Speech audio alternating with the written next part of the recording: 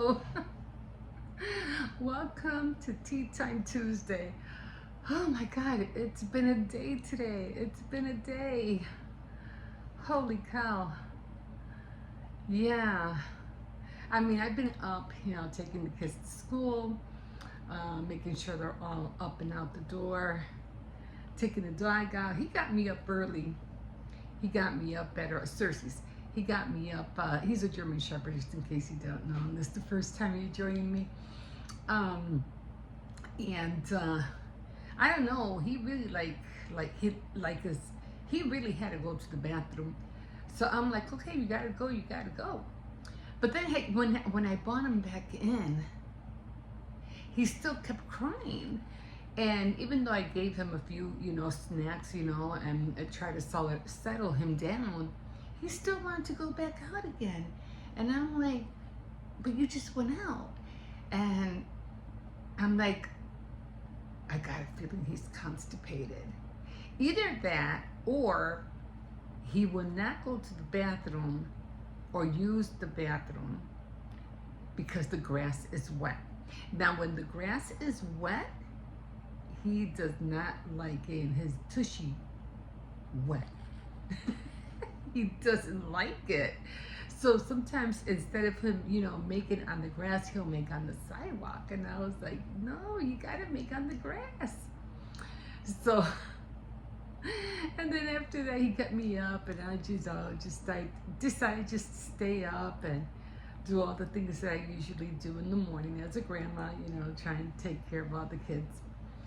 And it was one thing right after another, and then I had to go to the store, and then I had to get a few things, and then I came back. Did I even go to the store today? What did I do? No, I didn't go to the store.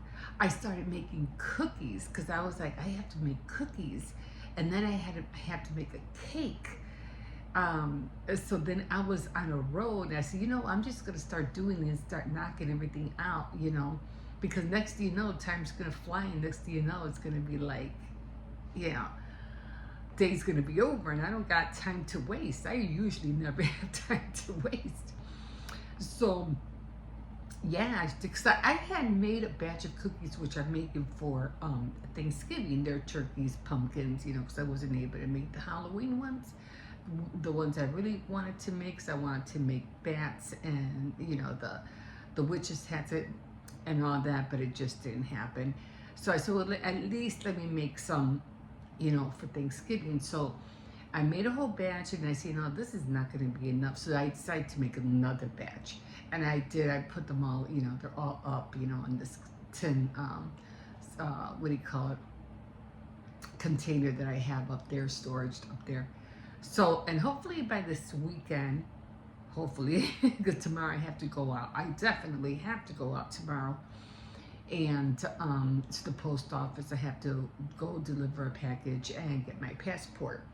So that has to be done tomorrow in the morning. And then, so after all that was done, it was like one thing right after another, little thing that I had, cook dinner, and then trying to wash my hair, and all these things were just happening one right after another, and I was like, oh my God, next thing you know, it's already 3 o'clock, and I have not even eaten, guys.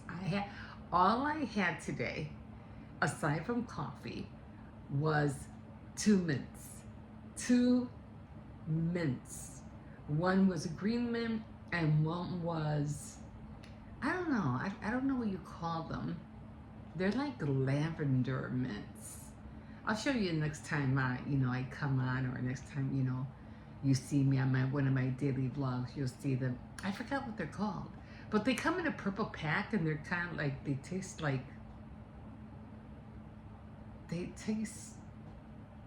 a velvety flavor. Not like red velvet, like lavender. Anyway,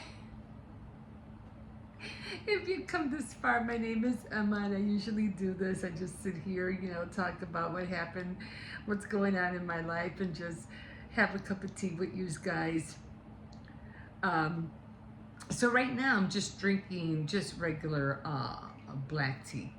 So, and because I really don't like regular like black tea, I always have to have milk in it. So this time I bought a little bit of milk. I think I need a little bit more water in here. Okay. So I'm just gonna put a little bit of milk because I don't want it to get, you know, cold. This is the only way I can drink, you know, black tea. It has to have milk in it, otherwise I will not drink it. Hold on, let me go get the sugar. I forgot to bring that. I'm right behind you.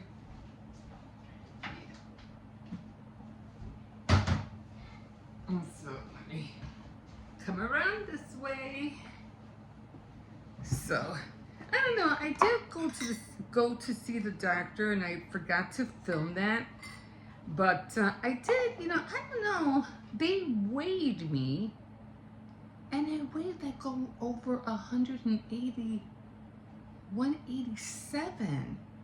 And I was like, well, how can that be when I know I'm losing weight?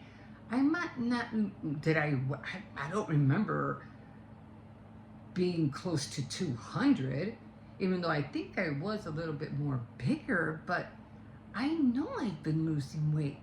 And then to see it 187, I'm like, that doesn't seem right. I'm like, I don't know if it's right or not. I had the biggest idea. But I was like, well, whatever. I feel like I'm losing weight. I haven't been exercising, which I do, you know, want to get into. But let's try these cookies. I bought these cookies from Aldi's, and they're called fudge covered peppermint creams. Now I did try the other ones. They were kind of like, what were they? I know there was something that I got for Thanksgiving. I think they were kind of like those shortbread, kind of shortbread. Anyway, I said, you know what, let me give these a go because I do like things that have mint in it. So, and this is how they look like. And so I really shouldn't even be eating these because I haven't even had dinner yet. Ow! Oh my God, I can't even, oh my God. Oh my God, I can't even cut them. What are these made out of bricks?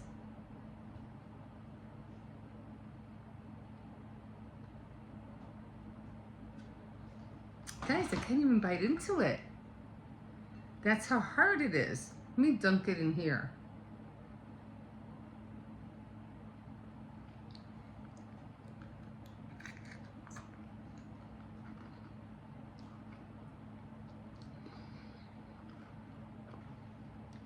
Oh my God. I never known a cookie to be so hard.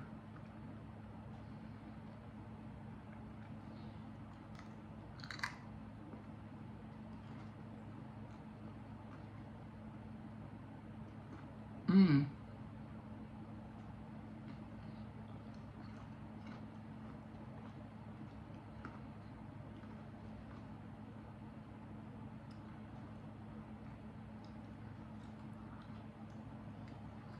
Messy.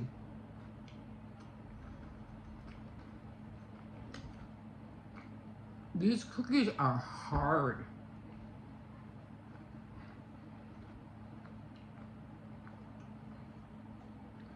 Mmm.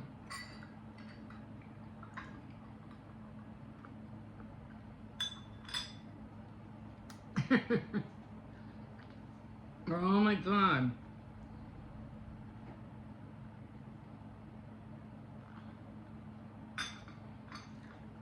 Hold on, let me go get a napkin. Those were hard cookies.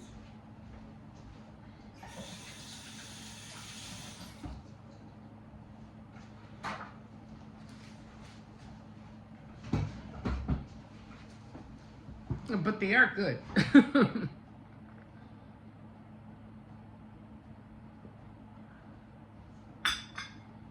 yeah, I don't know why, but I mean, they're good, but they shouldn't be that hard. Holy Toledo. Anyway,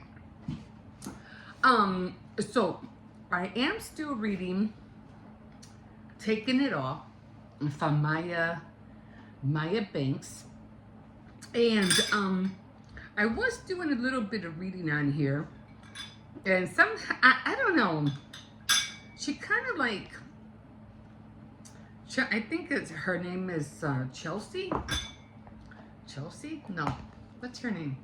I always try to get the characters right, you know? Chessie? Was it Chessie? But I can't stand these glasses. Yeah, Chessie.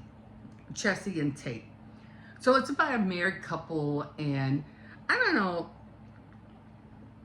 The couple seems to be like playing a role, like she's like the very, very submissive wife, and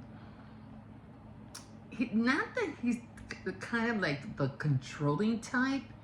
He doesn't seem to be that way, but she makes him sound like everything he says, you know, in a very dominating way, she follows. She does what he says.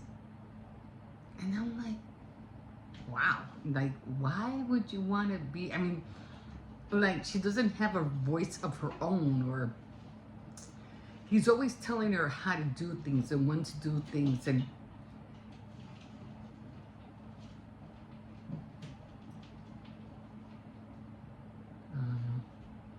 I don't know if that's a mouse or if it's upstairs. I can't wait to leave this place. I can't wait. Anyway, I don't know. So anyway, I did write down, you know, I did take down some lines, and let me show you what I wrote. I mean, it's not like we, you know, anything bigger than nice, but still, you know, shouldn't be, no. Okay, so the last time we left off was they were at a restaurant. They were having their anniversary, and he was supposed to meet up with her, and she was sitting in the restaurant by herself, waiting for him, waiting for her husband Tate to show up. And then when she was ready to leave the restaurant, she got tired of waiting, the food was getting cold, she walks out, and then there was a bar, like kitty corner, right next to the restaurant, and she turns around, she sees her husband at the bar with another woman. And that flabbergasted her, like, what the hell, you know? And even though he did see her, and he like realized, like, oh shoot, I forgot, you know? But it just seemed to have made matters worse, him not paying attention, not even, you know, making sure that he'd hurry up whoever he was with, and hurry up and get to his wife because she was waiting. The time slipped away, and next thing you know, he got himself into some deep doo-doo. So anyway, they were at that point, and she couldn't take it no more, and she said, like, no, you know, you've done this to me too many times and over, you know, you're always coming home late. I don't know what to think. So then I started writing, you know, taking down lines. So I think I left off on chapter 4. So, okay, so they finally got home, and you know, they were trying to not really look at each other, but they were trying to, you know, figure out what they were gonna do. And so Chessie ended up saying, well, you know, I'm gonna go sleep in the living room or somewhere else, and he was gonna have the bedroom, whatever. And then when they woke up the next morning, he said she had cried herself to sleep if she had slept at all, excuse me, until recently. And then he planned to start rectifying. What was, you know, what had transpired from that night. So they were home. It's the next day. She started to get up, and on autopilot, he did end up making her, some breakfast, trying to ease the tension between them because now they had a lot of tension. She was really, really angry. And he was like, he couldn't figure out, oh, shoot, I screwed up. Now what am I going to do? But, he insisted, in his heart, he loved her. He always loved her. And there was nothing more than that. Um, she started to get up at autopilot, used to obeying his orders because he would talk to her in a certain manner, and she would like, well, oh, that's how he always talks. That's the person, that I like to know that I listen to, which is weird. Um, Obeying his orders, but then she hesitated and dropped her gaze, and then sorrow swamping her features, and he noticed that. Um, so again, they're trying to eat breakfast, but nothing seems to be, staying down. Neither one can eat, though his words were said softly. There was authority behind them, a command, one of dominant to his submissiveness. When he said, "Eat, baby," he said quietly as he took his own seat. And then he said it again, and then he said he can't. Oh, I guess he was saying that he couldn't eat neither, and I can't. She said in a low voice, "It sits in my stomach like lead, like because of everything they're going through. It's just like the breakfast was nice and all, but it's not taking over or rectifying the situation in any way as of yet." And goes, well, first thing I want to say, because it was never addressed last night. She sent him a faintly puzzled look, but at least he had her full attention. "I have never been unfaithful to you, Chessie." And then she goes, well, who was that woman then? Then who was that woman last night? And he goes, she was a potential client. Her husband died and left her a lot of money, most of his stocks and bonds, and she's unhappy with her financial advisor her husband used. And he goes, I would never purposely do anything to hurt you.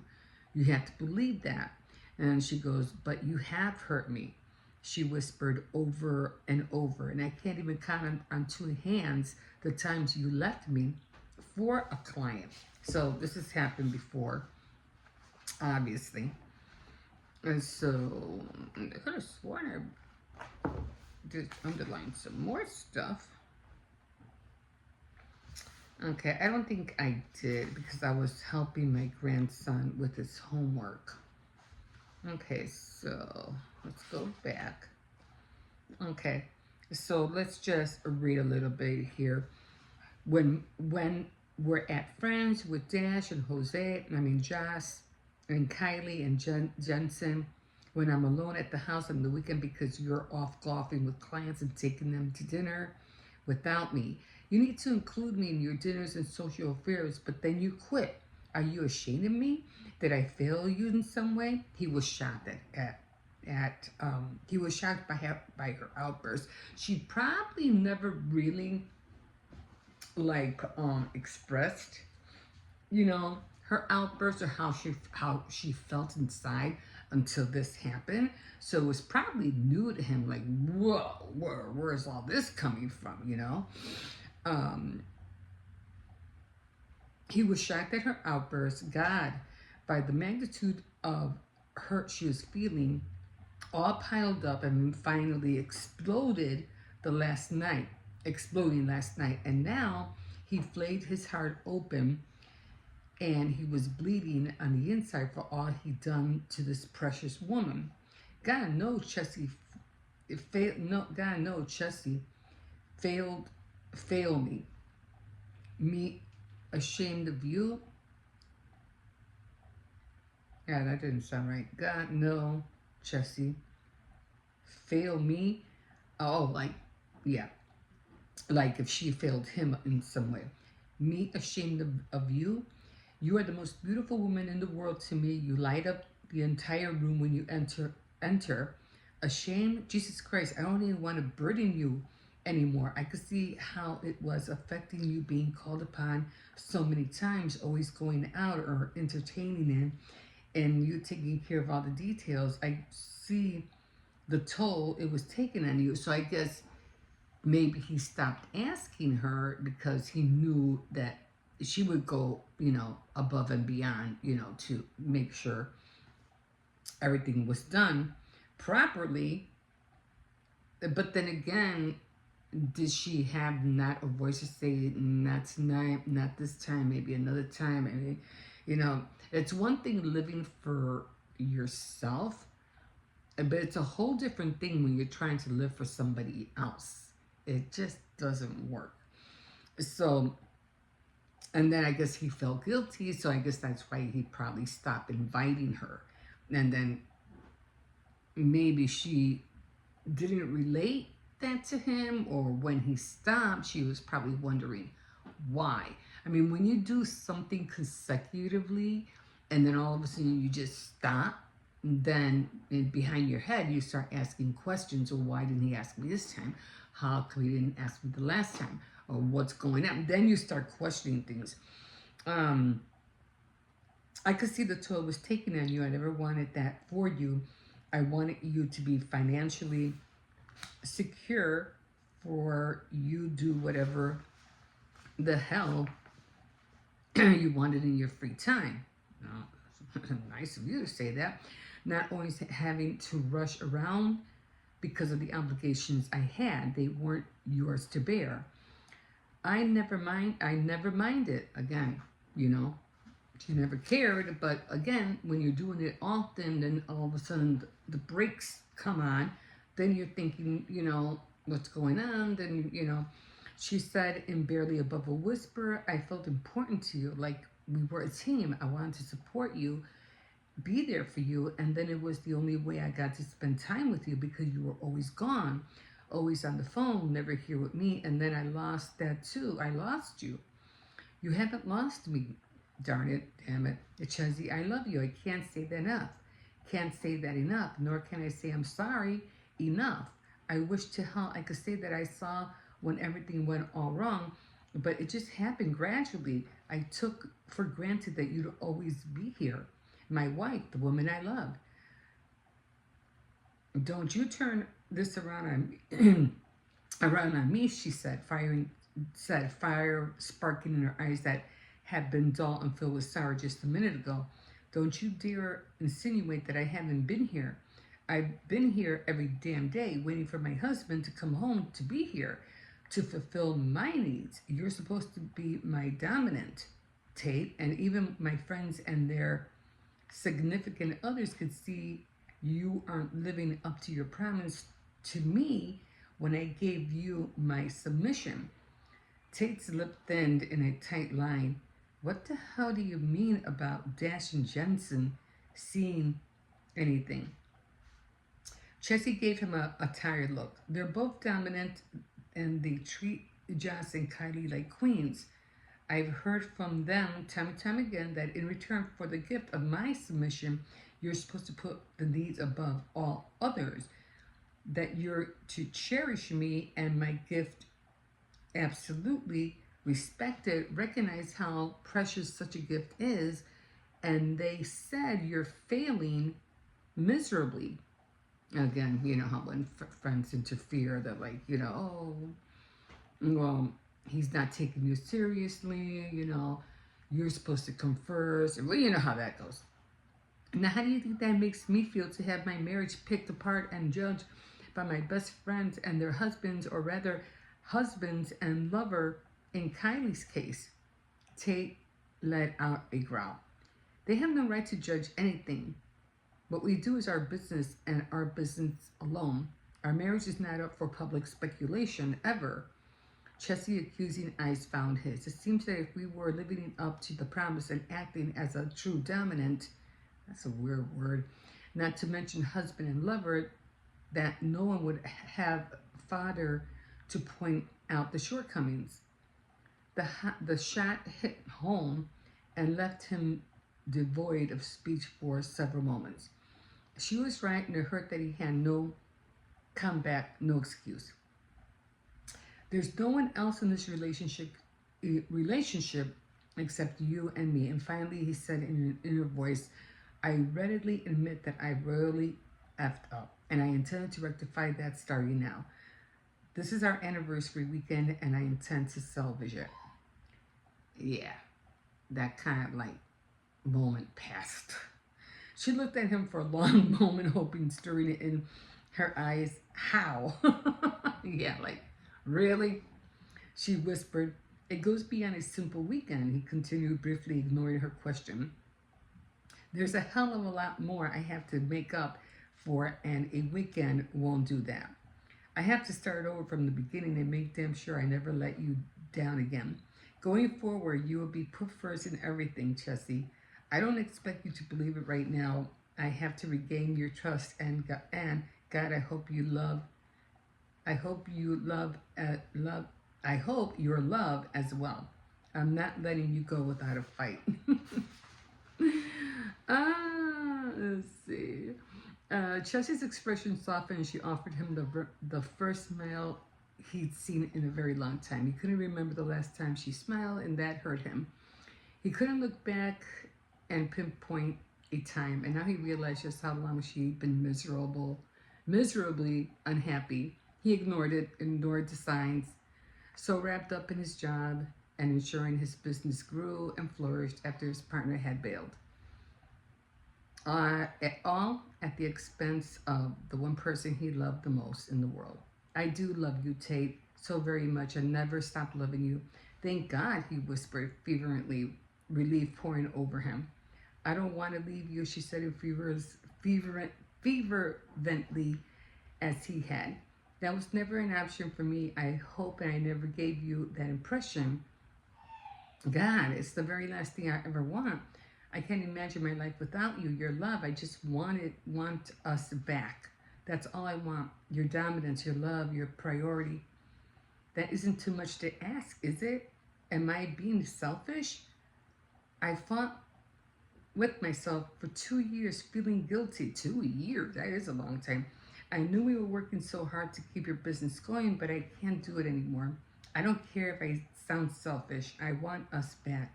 Yeah, sometimes I guess when you've been together and it doesn't sound like she's working or doing anything, but when you have the other one doing all the work and the going out and like going to the office every day and trying to make the numbers and, because we don't know what happens on that other side of the world once they walk out the door, right? He pulled her into his arms, praying she didn't resist. He hugged her tightly, wrapping his arms around her, encompassing her until she was fully against him. Her soft body molded his. Finally, she relaxed against him. Her rigidity gone, she let out a soft sigh and rested her cheek against his chest. You aren't being selfish, she said fiercely. Everything you said is what I should have been giving you. It's my failure, not yours. I swear to you, Chessie, everything is going to change starting now. I know I effed up our anniversary night, but I want to do it over. Everything starts now. It's even if they were trying to do it over, it's that one night you'll never forget. Like, it's like, yeah, but you just tarnished it. Like for the next, you're gonna do it again. Is the same thing gonna happen? It was tarnished. I'm turning my phone off. I don't give an F about my business, not if it means I don't have you. He pulled her gently away so he could look into her eyes, judge her decision. They were full of hope and relief. Baby, I know a weekend can't fix what's between us. I know I have to regain your trust and faith in me, and that's going to take longer than a few days. But I swear to you that if you give me the chance, I'll get us back. That's what you said you wanted, wasn't it? Slowly, she nodded. Then that's what I'm going to work on, he vowed. It and you will be my foremost priority. I know you have to wait and see to judge my sincerity, but I will not give you any reason to doubt where you are on my priorities from this point forward. Then she smiled. He couldn't breathe. It was so radiant, lighting up the room. His old Chessie, the one who sparkled and shone just by being, was back, even if it just for a moment. The light that he had effectively stomped out repeatedly over the last while. God, all I wanted to do was take her to bed and make love to her. That's all I want, Tate, she whispered. Just you, nothing else. I don't care about money and financial security if I don't get to enjoy it with the man who holds my heart. That's so true. I mean, I do believe that. Sometimes I think in a marriage, the partner, whatever, goes after the money, and because, you know, they want that security, that financial, you know, what would you call that? Freedom. But at the same time, because you're chasing this thing, you kind of leave everything else behind, and it just doesn't work. It just, you know, gets worse and worse. That's all I wanted. She whispered, just you, nothing else. I don't care about the money, the financial security, if I don't get to enjoy it with the man who holds my heart. The man who holds my heart. The sheer magnitude of the statement was humbling. He very nearly went to his knees in front of her to beg her forgiveness all over again. Kiss me, he whispered, so choked up he could barely get the words out. He gently cupped her face, framing it in his hands, and he lowered his mouth to hers, drinking her sweetness and the sweet little sigh she breathed into his mouth. He stroked her cheeks, caressing, unable to get enough for a simple touch, tangling his hands in her wayward curls. Okay. Her intake of breath was swift, and her gaze lifted his hazy. Okay, we can skip that. Okay, when it comes to the sexual things in the book, sometimes it just sounds so stupid. I don't know. He slid one arm underneath, and for a long moment, all he did was stare into her eyes, absorbing her acceptance like a parched dessert soaking in its first rain in months. And then he slowly walked toward their bedroom. I don't know where this is going, but anyway, I'm gonna stop there. I mean, I don't know, some of the sexual things that they talk about is just, I don't know in what point in time the authors started bringing in a lot of sexual scenes into their books, but it kind of got really nasty, like really nasty. I don't want to read that. To me it was like, you don't even describe it right, and you make it sound gross. Like, you know, can't you come up with something? They just say it so bluntly. And it's like, even when they're talking about, you know, certain parts of the body and stuff like that, it just degrades the book. It doesn't make it better. You know, it's like, what was that movie called, 9.5 Weeks? Wasn't that, didn't they make a book about it or something like that? I never read the book. I never even saw the movie. Not once. I was like, no. And this kind of reminded me of. But I just thought it was really stupid. Like, wasn't there something called something gray? They came out with another one too, something gray or something like that. Anyway, I'll see, you know, where this is all going to, but I'll try to read more chapters, and next time I come on, we'll talk a little bit more about that. Anyway, thank you for joining me tonight. This was supposed to be a quick one, but if you like this content today, don't forget to like, subscribe, definitely comment, and Yeah, we'll talk more about that gray something. I forgot what that was called. But 9.5 weeks, yeah, I never do watch that. Okay, yeah, these cookies, hard as a rock. But you can go to Aldi's and try them out yourself. Okay, all right, guys, so that'll do it for me for right now. And we'll see you next time on Tea Time Tuesday. Have a nice night. Bye-bye.